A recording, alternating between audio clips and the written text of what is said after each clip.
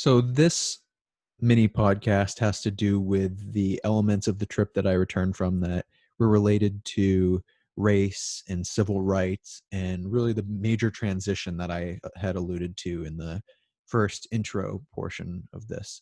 Um, the I'll first get into the transition because I just touched on it. So I had mentioned a shift from an industrial to a technological society and economy.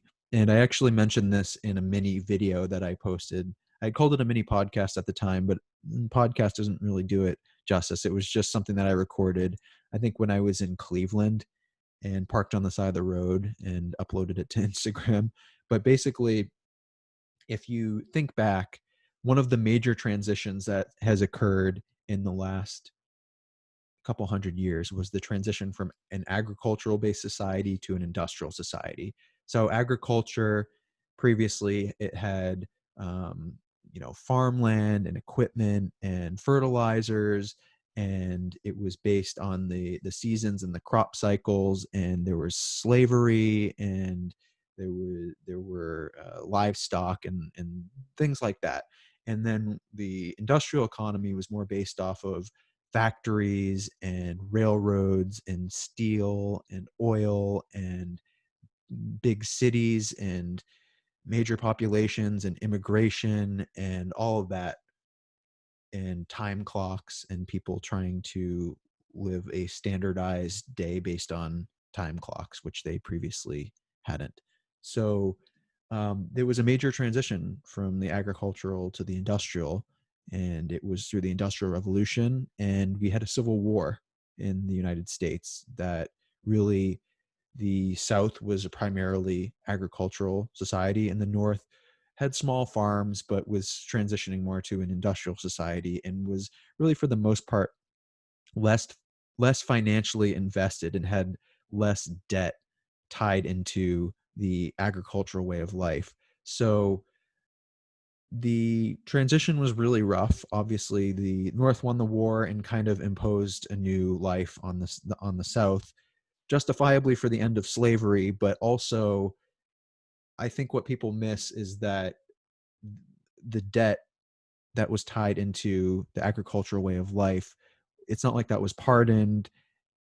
It was difficult to retrofit industry over agriculture and to move forward. And there were a lot of hard feelings towards Northerners, who, particularly Northern arrogance, kind of looking down on Southerners as uncultured, uneducated. A lot of that true, but also stereotype.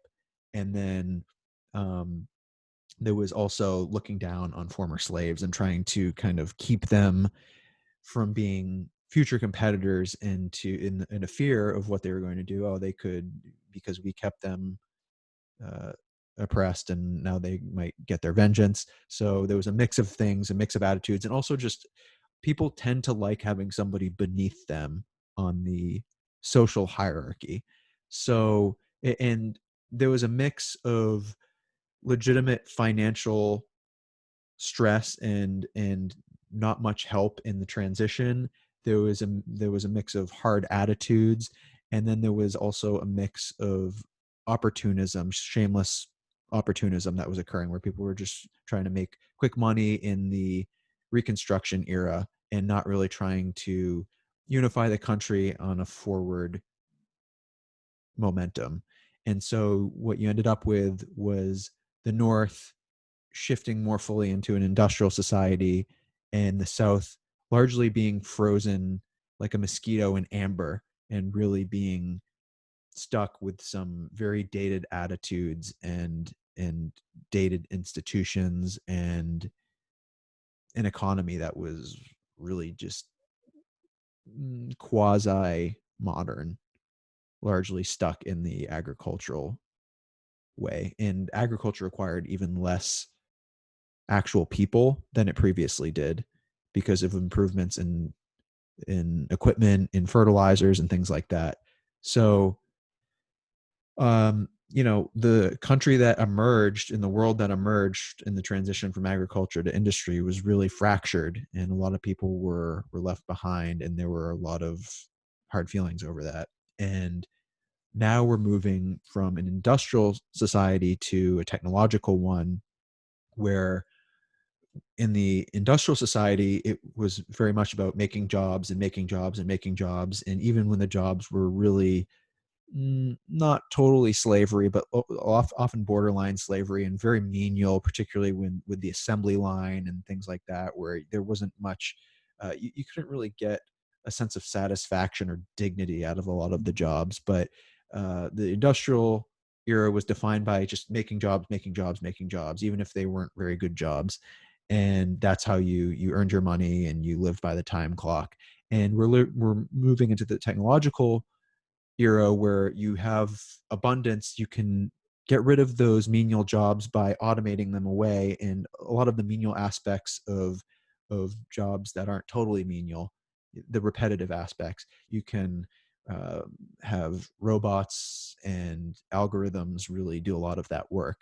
So um, in the era of automation, the technological era, a lot of those jobs are going to go away, and we need to really be mindful of how not every part of society is equally affected by this, and even in each area of society within each section, whether it's rural or urban, people are going to be disproportionately affected.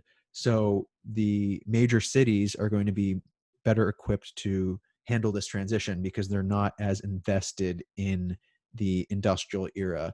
The more rural eras, particularly that had manufacturing centers and factories and railroads and whatnot, are going to be entirely passed by, and they're going to require, a lot of them aren't going to be able to adjust to the new economy without help. Their debt is tied into the manufacturing era, and they've seen their factories either automated away and moved elsewhere and automated, or shipped abroad, out the jobs being outsourced to cheaper labor markets, or both.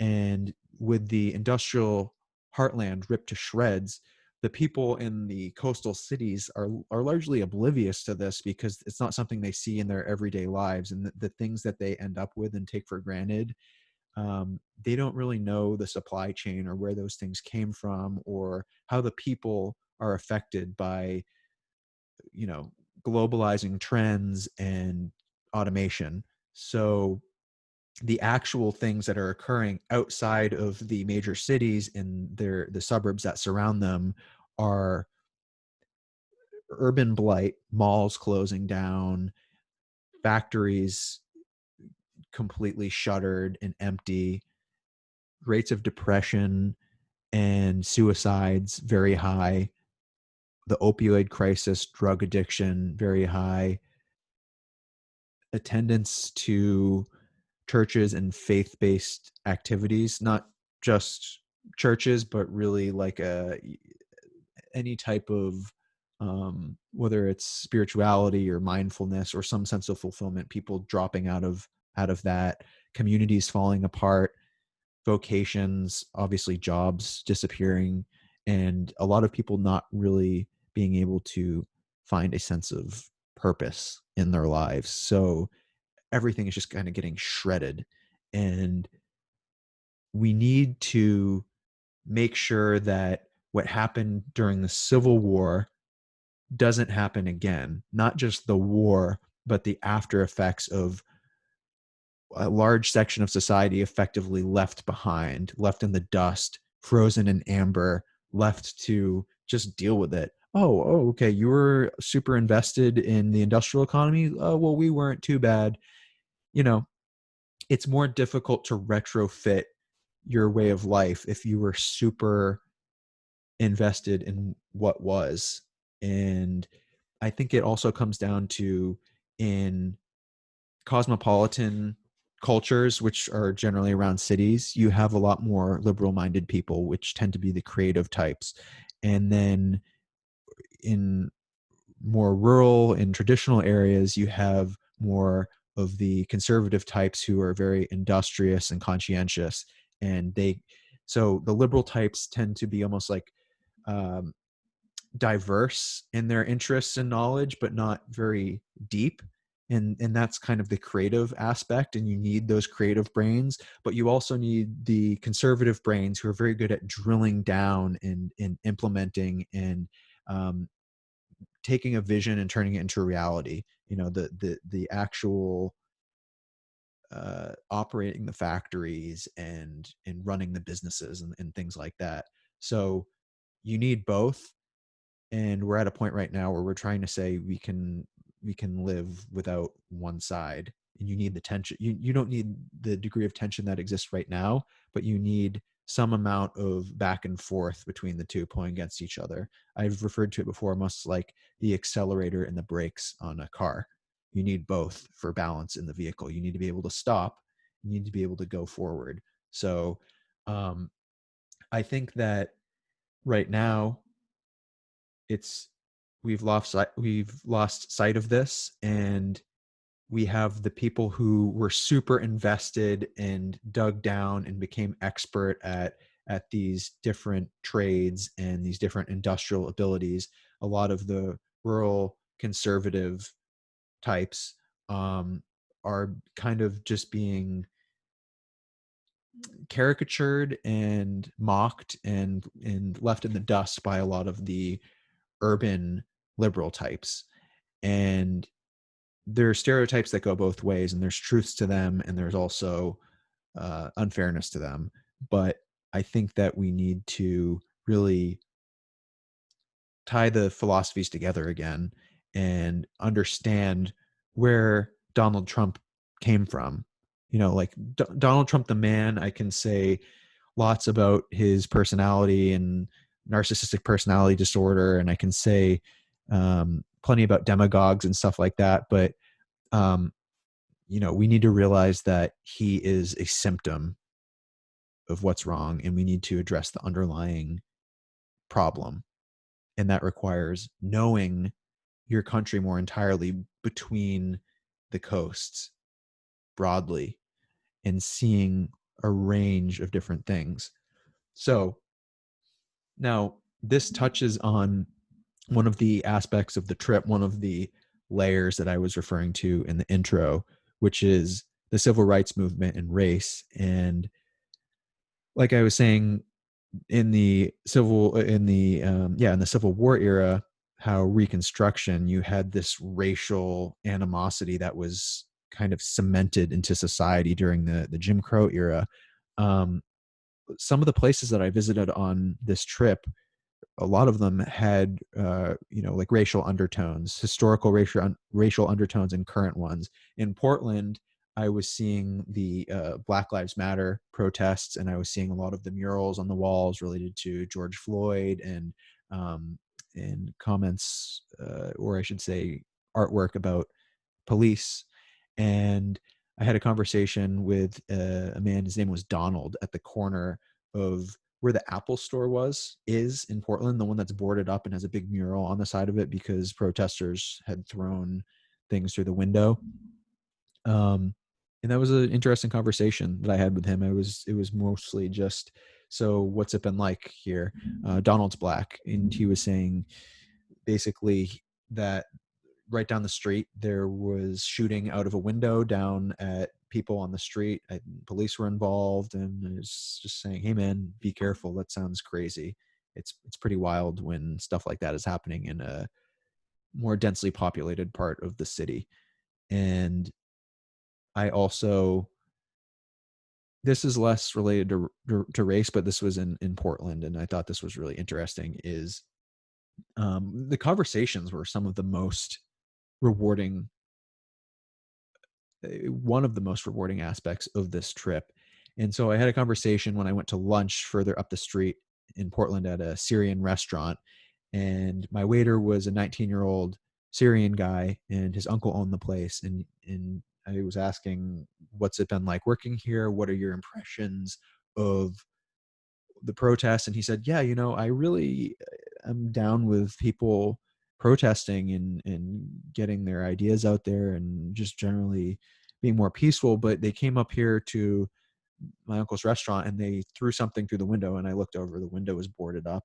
and he has to pay a couple $1,000s to get the window replaced right now, which isn't an easy expense, because he was also telling me that recently Portland passed a minimum wage law and increased the wages to 13, 14, $15, something like that. And just after that, that's when COVID hit. So it was getting hit from both sides, having to pay employees more, and also lack of income because people were eating out less. And he was forced to lay off a lot of his employees, basically. Um, and that was a lot to think about. And it was ironic because I think a lot of the people who would have endorsed the Black Lives Matter protests probably would have endorsed immigrants and refugees, and tried to support that too. But it's like shooting themselves in the foot, or creating such chaos that you don't know what you're doing. And it was sad to see that basically, a local small business run by some recent Syrian immigrants was targeted randomly and vandalized.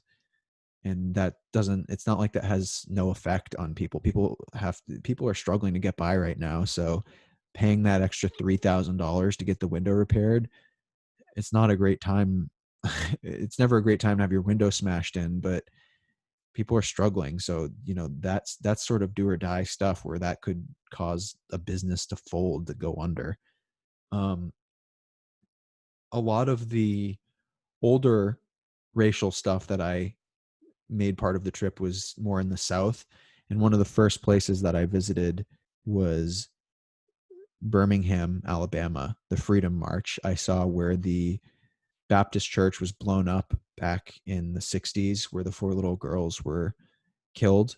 And that was something that I didn't even realize was there. I had forgotten was there. I think it was the 16th Street Church.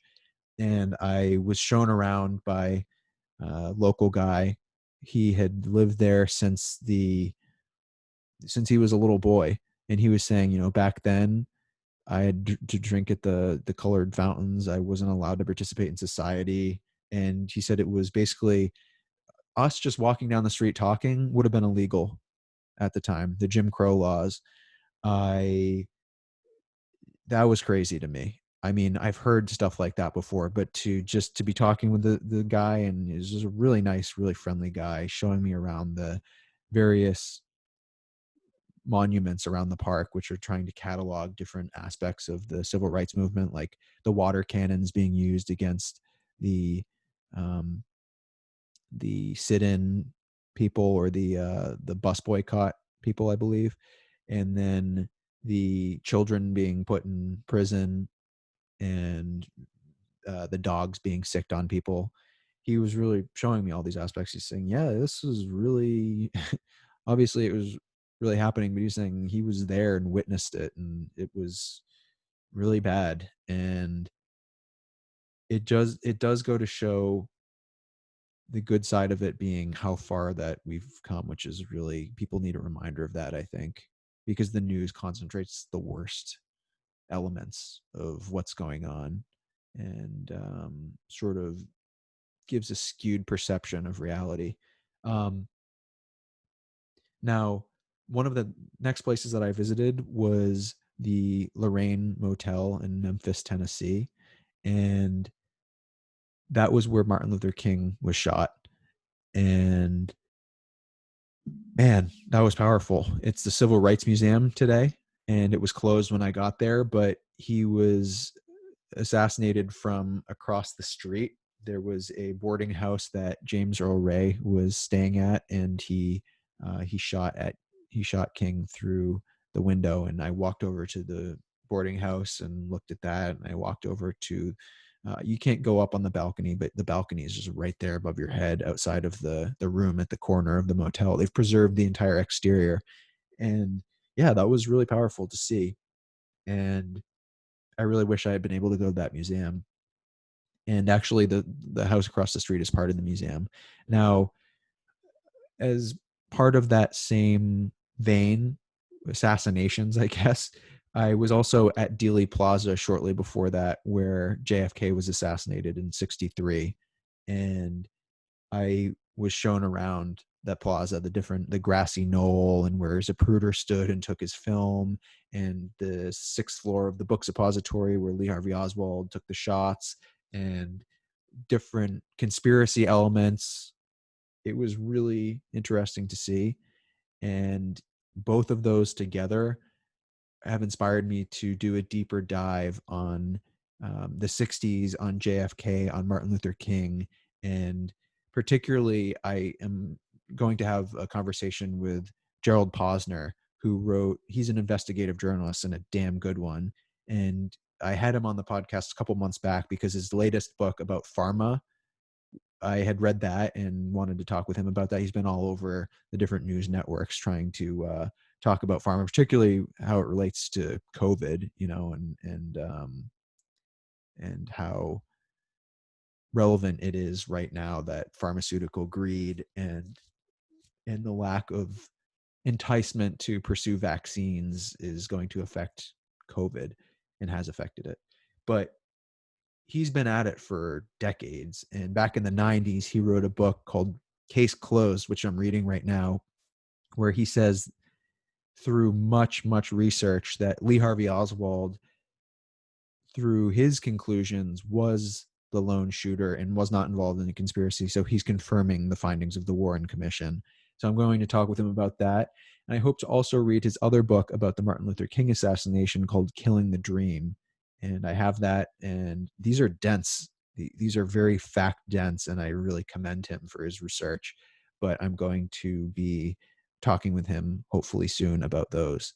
And hopefully before the 2020 election. So Kennedy was shot on November 22nd, 1963. And if I have the conversation with him after the 2020 election, I think that is going to basically distract people for a very, very long time. So I'm hoping to have this conversation before the elections, but we'll see. Now, the next place that I visited was the Greensboro Sit In location at Woolworths in Greensboro, North Carolina.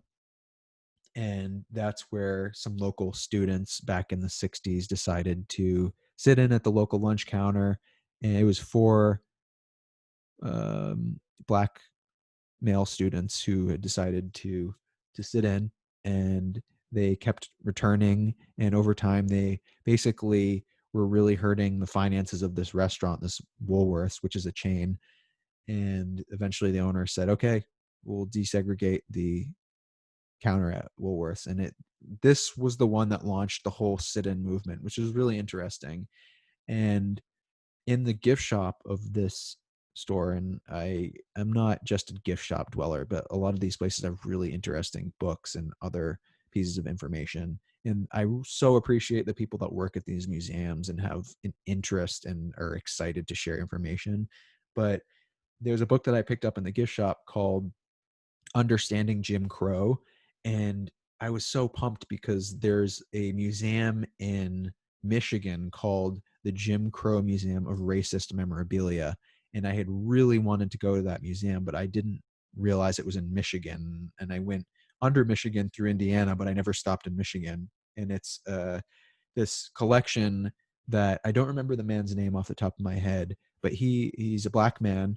He has been collecting Jim Crow memorabilia for decades and decades, and he donated his collection to the local college in Michigan.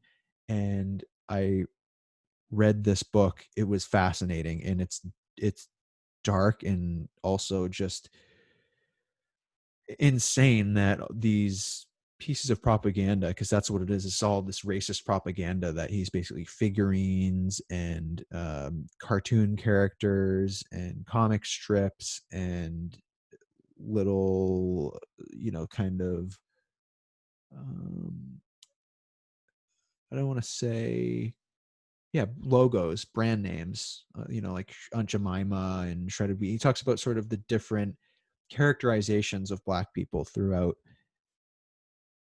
Reconstruction in the Jim Crow era and the laws that existed, and how, something as simple as if you were a Black man who happened to have a decent car, and you're driving around town, you would wear a chauffeur's cap because white people would not like an uppity black man driving a car, and a chauffeur cap would guarantee, not guarantee, but it would make survival more likely, where if somebody saw you and didn't like that you were a black man driving a car, particularly if it was a white person that didn't have a car themselves, that they go, oh well, that person's a servant, so they'll more likely leave you alone.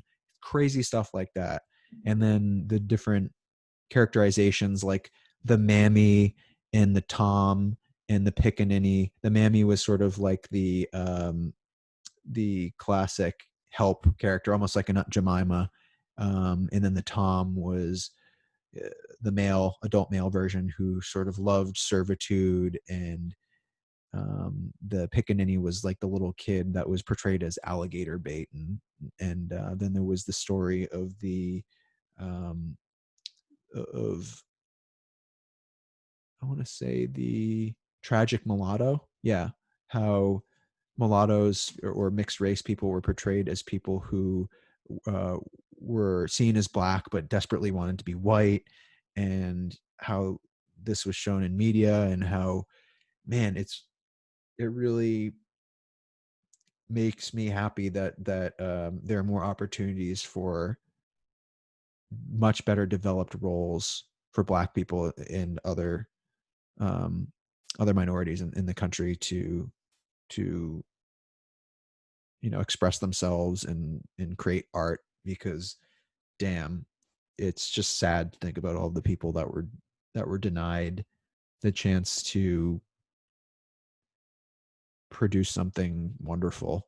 um, so the last place that I visited in this vein was when I was up in Manhattan.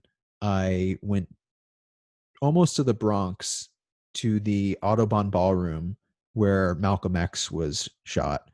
And that was really interesting and powerful. And it makes me want to learn a lot more about Malcolm X and the circumstances of his death. And I mentioned this in a podcast a long time ago. Went to a local chapter of the Nation of Islam. I think it was Dorchester. And that was a mixed experience, because the guys that I met were doing some really good stuff, in the sense of they were helping the local community. They were trying to tell young kids not to get involved in gangs, and to do productive things after school, read and study and help their parents and whatnot. But it's headed by Louis Farrakhan, who is a very controversial guy, and who's just says some bleakly ignorant things, and he can be quite anti-Semitic and fairly hateful. So that's the leader, and that was the one that he was the man who existed alongside Malcolm X at the time of his assassination. And I'm curious about um, Louis Farrakhan and Elijah Muhammad, the leader of Nation of Islam. I'm curious what their involvement was. And of course, there's also the old FBI and COINTELPRO, and trying to interfere with the civil rights movement and Black Power movement. So I've got my research cut out for me. But after that, I visited Harlem, passed through Harlem, and that was really eye-opening too, because it's a mix of different things going on. It's not purely the notion that a lot of people have, where they say Harlem and they think about all of these terrible aspects, and it's a mix of some really bad things, and a mix of culture, and a mix of history, and a mix of people stuck in a really unfortunate situation, and it's a mix of poverty, and it's a mix of um, there are clearly new opportunities in Harlem in certain parts, at least the parts that I passed through. And I'm not saying that I passed through the worst parts, and I didn't pass through um, the parts that I went through at the worst time either. So I'm not going to pretend that any of the places that I visited, where I saw a fragment of every single place that I visited, is emblematic of the entirety of that place. But it was interesting to see Harlem and the various things going on in Harlem. And the main area in Harlem is relatively I guess it's gentrified. So I'm curious what this is going to mean for Harlem. I'm hoping that the local culture of Harlem, like the better aspects of it, can be preserved. So we'll see. But a lot of stuff to think about, and I am bummed that I didn't go to see Appalachia and the Deep South more fully.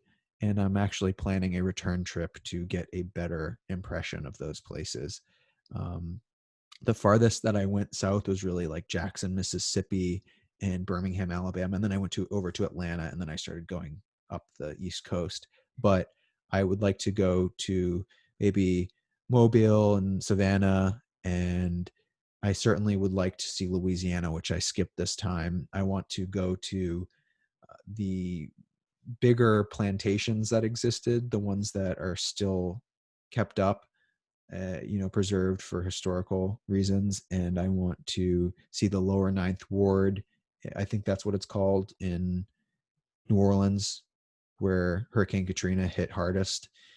And I really want to get a clearer idea of the Deep South and travel through more rural aspects of it, and also see what Appalachia is going through right now, and send some of that home, because all of this connects to class and race, and all of these things that we talk about a lot, and we talk about in a very shallow way. There's a lot more to them, and I want people to see it, and I want people to start to make these connections and deepen their perspectives. So that's all I've got on this, and I will have other many episodes about the other parts of this trip, but I hope you enjoyed it.